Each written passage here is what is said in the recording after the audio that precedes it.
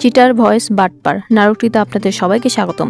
দেখা যায় যে একজন চিটার তার বইয়ের হচ্ছে নকল সোনা নিয়ে, মানে নকল চেন নিয়ে যে হচ্ছে সোনার দোকান থেকে সোনা ভরে নিয়ে বাটপারি করার জন্য রাস্তায় চলে যায় এবং একটা লোককেও পায়। সেই লোকটার কাছ থেকে 30,000 টাকা দিয়ে ওই সোনাটা বিক্রি করে দেয়। সেই টাকাটা বাড়িতে এসে বলে যে আজকে সে বিশাল খাওয়া দাওয়া হবে।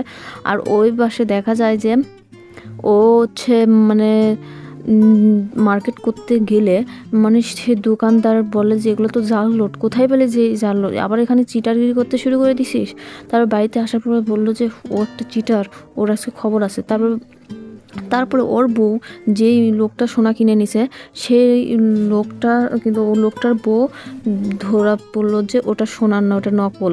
তারপরে ওরা প্ল্যান করলো আর ওর বাড়িতে যে মিষ্টি খাওয়াই দিল, আবার দাওয়াত দিল যে আমার বাড়িতে দাওয়াত রইলো। তো ওর বাড়িতে যাওয়ার পর কিন্তু সে কিন্তু বাটাম পিটম মানে পিটন খাইছে।